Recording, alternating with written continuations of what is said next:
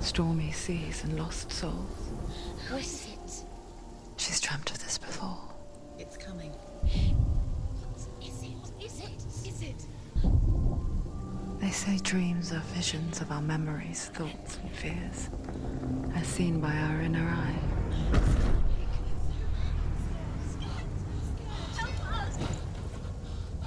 But what if each one of us is always dreaming, even when awake?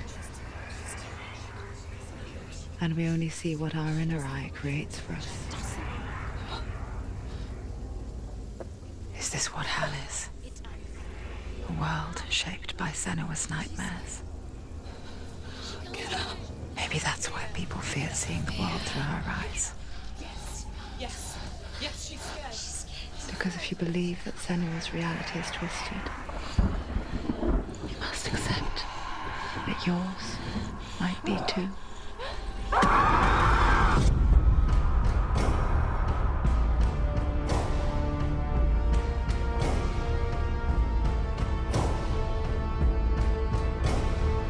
Hellblade: Senua's Sacrifice is a video game about Senua, a Celtic warrior on a vision quest into Viking territory.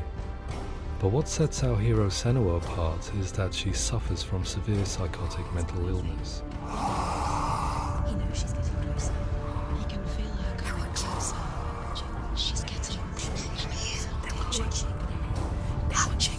The original idea for Hellblade was to create a classic hero's journey, a journey of suffering, but one where the fantasy world is not another planet or alternate universe, but a world that is constructed in Senua's mind. But to do so would mean putting psychotic mental illness at the center of the experience, a subject that is still considered taboo, and a challenge that was both terrifying and exciting in equal measure. In Hellblade, the starting point was a newly discovered Celtic goddess called Senua in Ashwell, Hertfordshire. When first discovered, her name was thought to be Senua, a name which I liked and kept. I wondered if Senua might have been a Celtic warrior like Boudica who stood up to the Romans. While the Romans had conquered all of Europe, there was a group of Celts up in the furthest reaches of the Roman Empire that could not be conquered, the Picts. And so the Romans built a wall, called Hadrian's Wall, that spans across Britain from sea to sea to keep the Pictish barbarians at bay. The Picts were known for their war paint, painted on with woad, and their matted hair clumped with lime. And so Senua would be a barbarian Pict in this image. What's your name? Senua. I haven't seen you before. I don't leave home much. Oh, Zenua's daughter. I have to go. Wait. Orkney is off the coast of Scotland and was inhabited by the Picts, steeped in history and mystery, and so I made Orkney Senua's home and set the stage for a crisis. In the late 8th century, the first Vikings landed on the Orkney Islands. The population of the Picts crashed thereafter, replaced by the Norsemen of the 9th century. Were they wiped out? We don't know for sure, but it would seem likely given the reputation of the Vikings. The Northmen's brutality is legendary. High-ranking leaders and chieftains of the tribes they conquered were often offered as sacrifice to their gods. The most brutal of these sacrifices was known as the Blood Eagle. I imagine Senua as a young female warrior who returns home from exile to find her partner, Dillion, brutally sacrificed to a Norse god by these hellish warriors from a faraway land. I imagine the horror of this moment and how it would have dragged her deep into mental torment.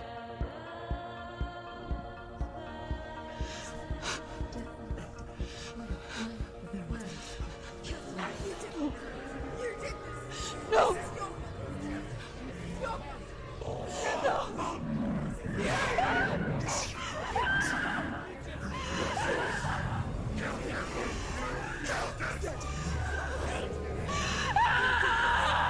I came to learn that the Celts had a sophisticated and nuanced perspective on the nature of mental disorder.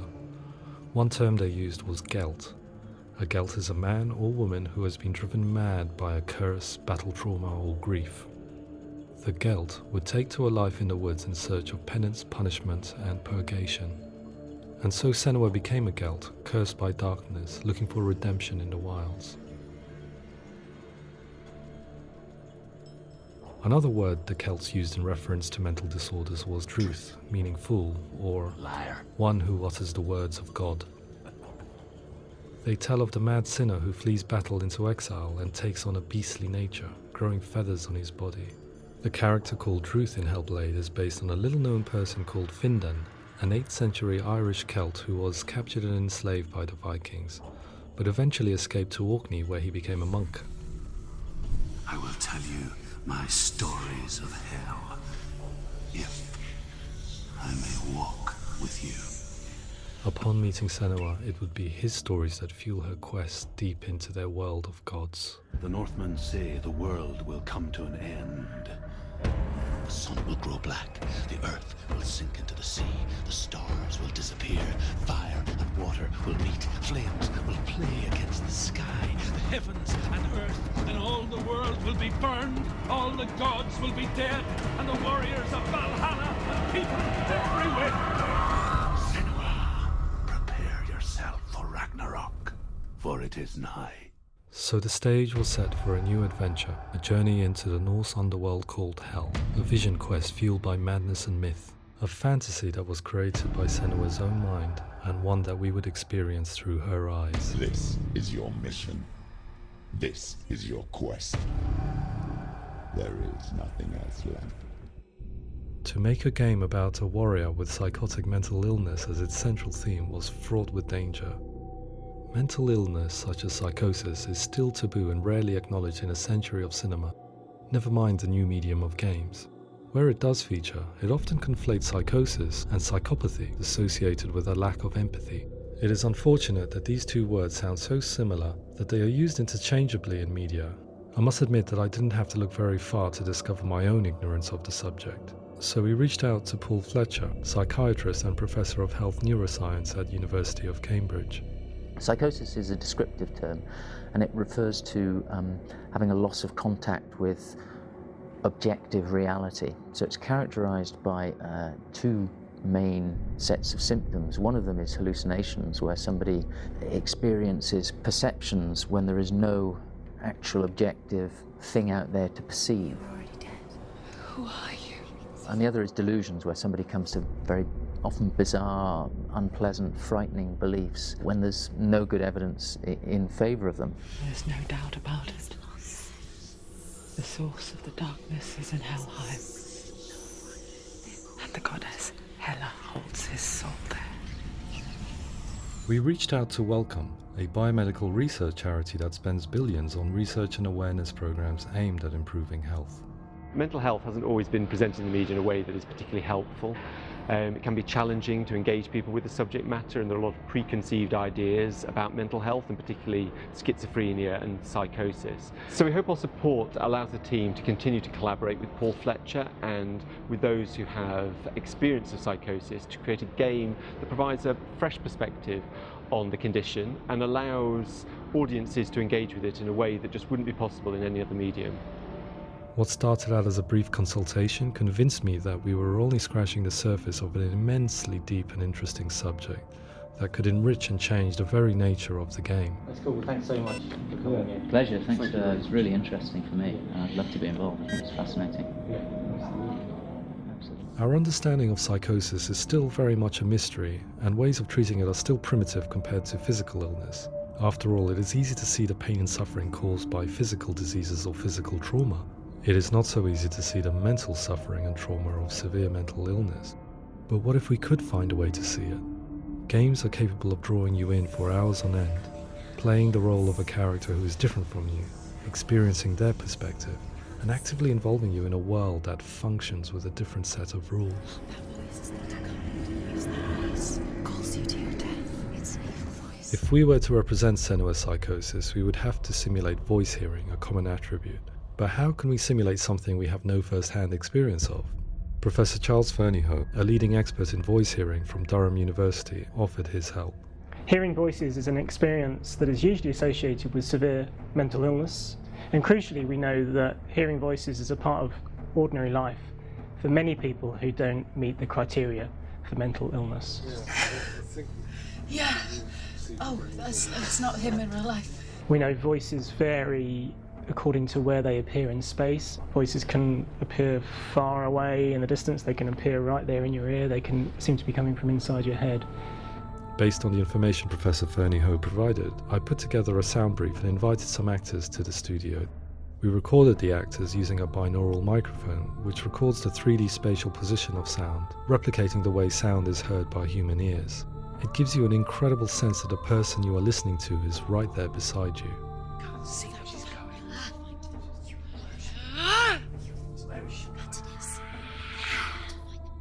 Rachel Waddingham from the Voice Collective came to our studio with 2 young voice hearers to speak to our team. We talked at length about their experiences and they listened to our tests, giving us feedback on how we could improve on it. Everyone hates her. She's cursed. It's very hard to represent what this experience is like, partly because it's such a personal, intense, emotional experience. It's testament to how Ninja Theory have been listening to what the researchers are saying, but also, crucially, listening to the experts by experience. What they've come up with is so compelling. It's by far the best representation I've heard of what these experiences are like.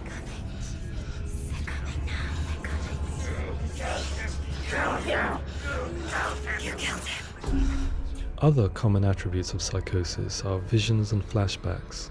We met with Recovery College East, who work with and care for people recovering from severe mental disorders. A group of service users gave us their first-hand account of what they experience.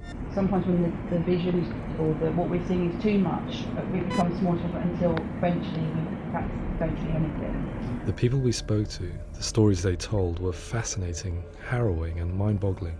The reality of what people experienced was vivid, far exceeding what I could possibly have imagined. We went away itching to represent some of these visions and flashbacks in the game. As we all know, my heart is so, love is so far away. Don't you know how I wanna feel deeper? I could never know how you grow, all these days are killing me. Now I see deep in me insanity does unfold. I just wanna feel deeper, deeper. I just wanna feel deeper, deeper.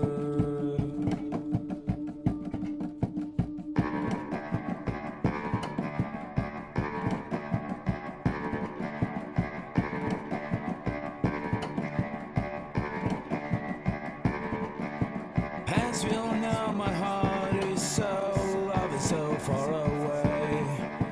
Don't you know how I wanna feel deeper? I could never know how you grow, all these days are killing me. Feel like this, read like this, I just wanna live, that's all. I just wanna feel deeper, deeper. I just wanna feel deeper, deeper.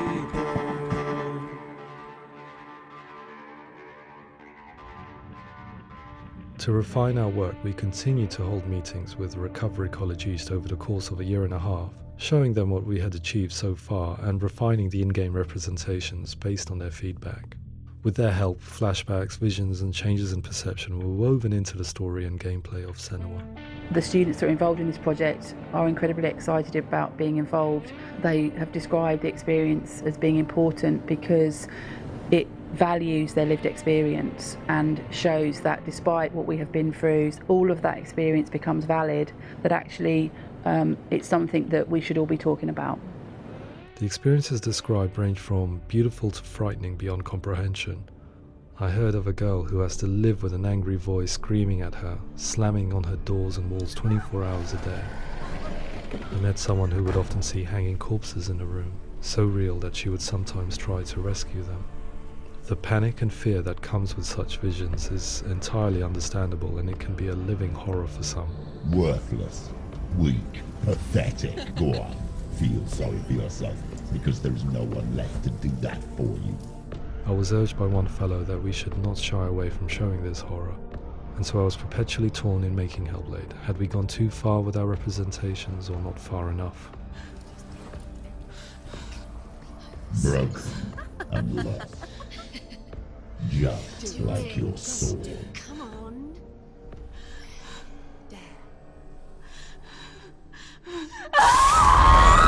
In some ways, voice hearing and visions were the low-hanging fruit, so to speak. There's another aspect of psychosis that is much harder to explain, but one that I think video games are uniquely able to represent, which are often called delusions. People begin to see patterns in the world. They begin to link things that most people wouldn't link. Most of the things that we might think would be coincidence or, not worth commenting on. Nevertheless, that might have a particular salience or importance for them.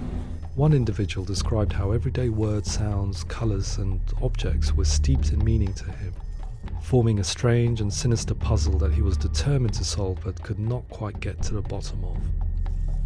It's not just brain dysfunction. It's not like the system shut down. It's actually an incredibly creative process. The person creates a world populated with voices and phantasms and terrors, and they're completely immersed in it.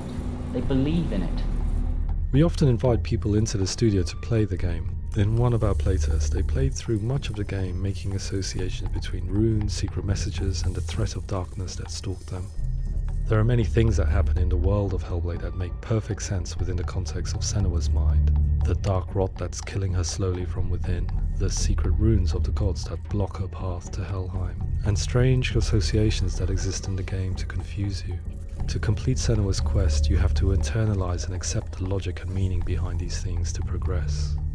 Afterwards they said that they didn't see much evidence of mental illness in the game. People with delusions of all sorts would argue the same thing, that they are not aware of their experience being abnormal in any way.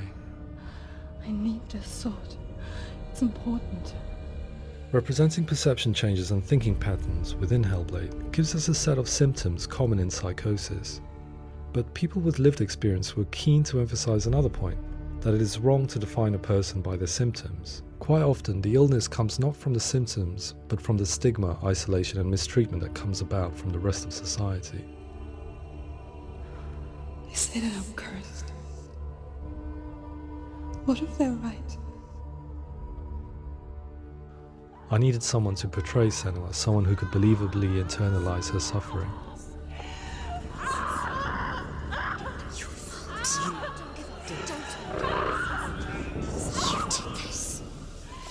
Melina Jurgens, our video editor, had been a stand-in for Senua over a few months while we perfected our motion capture techniques. Without realizing it, she had already auditioned for the role, and I knew her well enough to know that I didn't have to teach her to act, but to relive her own internal pain. As often is the case, those who have suffered mental anguish are never far from us.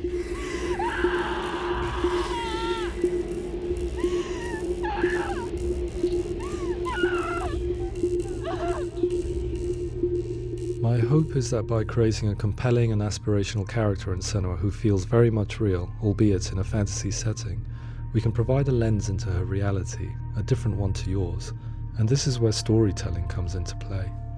I imagined her life based on common threads in real people's lives. She was always prone to psychosis as a child. Her mother Galina also heard voices and had visions, so perhaps there was a genetic aspect. Or perhaps it was cultural, as she lived within a world without science, of gods and superstition, as exemplified by her druid father Zimbal. Psychosis developed in her late teens to early 20s and was exacerbated by stigma and isolation at the hands of the clansmen and her father. This darkness. It's spreading. The trauma of seeing her lover Dillian sacrificed tips her over the edge, making her remodel her reality around a concept that connects everything: the darkness. So the question, is what Senua experiences real? Can only be answered by saying, yes, it is real. It is her reality. All of her suffering will have been for nothing. It's just a matter of time.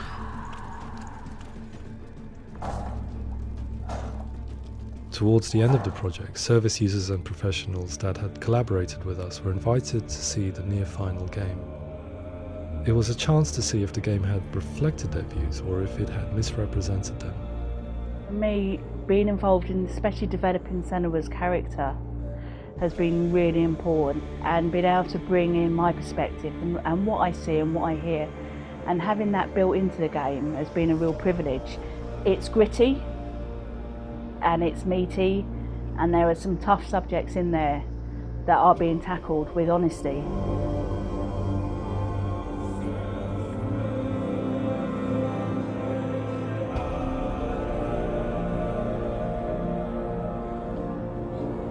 I was blown away by it today, absolutely blown away.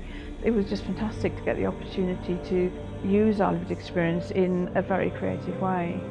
There's nothing tokenistic about the work we've put in. It feels like we've been listened to, things have been taken on board, and I think there was a lot of realism in the game itself, and it feels very authentic.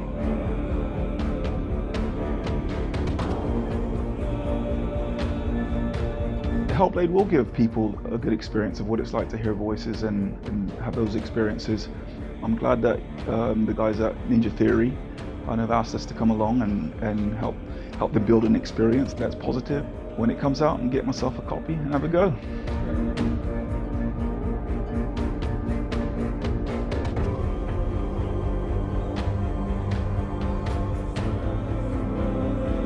I think all the way through I was really inspired by how the conversations have translated into the game in a way that I think I didn't imagine was possible. So wonderful, really wonderful.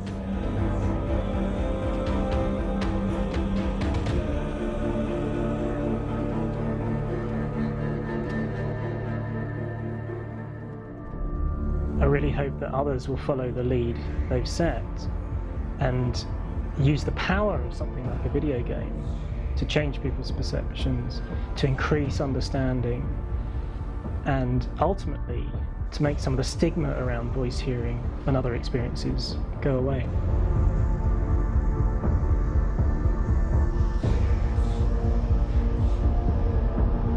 For me, it was really exciting to see something that I explore scientifically being represented so beautifully in a character who's trying to penetrate the mysteries of the environment in which they've been placed, with all of this strange uncertainty and noise and conflicting information that they're getting. I'm very excited by this way of trying to represent mental illness, because I think it actually might be offering us insights that we wouldn't get from pure scientific explorations, and actually giving us quite an empathic view of what it might be like.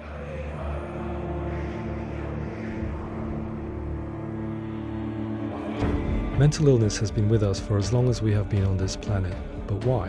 Why hasn't evolution stamped out this weakness from within our gene pool? I often pondered this question until I realized that the question had an inbuilt flaw. It assumes that being and thinking differently is a weakness. The only reason we have computers, spacecraft, medicine, poetry, art, and yes, even video games is because individuals are able to simulate new abstract realities in their minds and share them with the rest of us. We need people to be willing to see differently in order for us to progress and survive as society. And we need to be open to these new ways of seeing. And it is this spirit that motivated me to create Senua's story and share it with you.